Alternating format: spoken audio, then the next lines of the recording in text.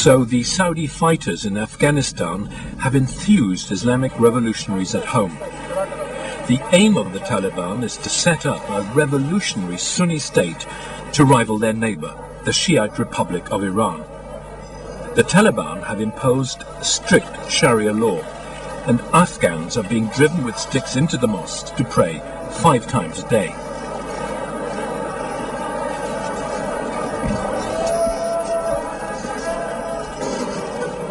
Women, with very few exceptions, are not allowed to work. Many widows are forced to beg on the streets to feed their children.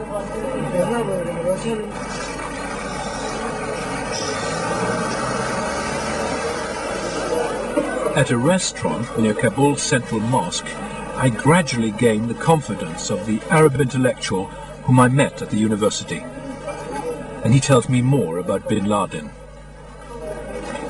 Osama bin Laden comes from a very important Saudi family. His eldest brother is a personal friend of King Fahd, for example. The family has a huge construction company. They are very rich, but the regime has obliged his family to cut off their commercial and financial ties with them. Bin Laden himself comes from a generation which dreams of one Arab nation united by Islam. If he survives the next few years, he will be the most important example for the jihadic movement, equal to Khomeini. All revolutionary jihadic armies respect him. What about his personal security? Bin Laden believes no one can decide the moment when he will die. Only God, not unbelievers or America. What will be the consequences if America doesn't withdraw from Saudi? ستكون حربا عالمية يتضرر. An international war that will affect everyone. A very hard war between Muslims and Westerners in 10 years. War in North Africa, Afghanistan, Saudi Arabia, Bosnia, Chechnya and China. The Americans have no understanding of the Middle East. In Iran, they went with the Shah until he fell.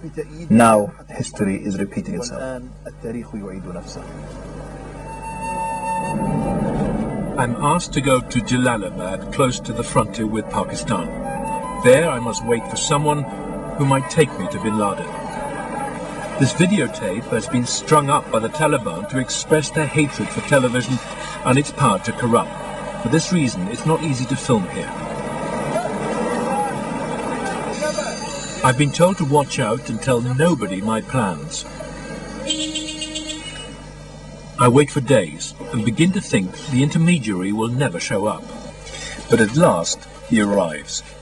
He says he has contacted bin Laden by radio at a base 5 hours drive away and is trying to fix a meeting.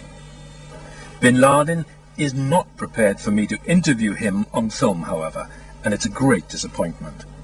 Instead, I prepare questions and show my intermediary how to use my camera. I want him to do the interview. Several nights later, he returns. The meeting is arranged, and we're to leave immediately. We are picked up by a vehicle with 5 men inside carrying submachine guns. 2 hours drive from Jalalabad, I finally meet bin Laden. This photograph is my record of an extraordinary meeting. Bin Laden claims it was his followers who forced American troops to leave Somalia in 1993. He saves his most chilling comment for his final address to the camera.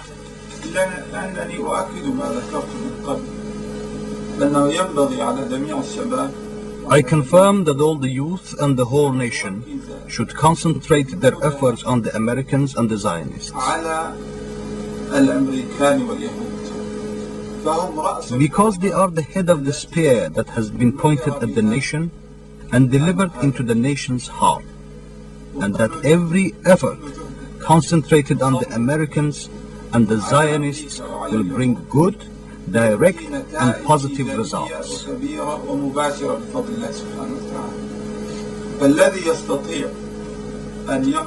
Therefore, if someone can kill an American soldier, it is better than wasting his energy on other matters.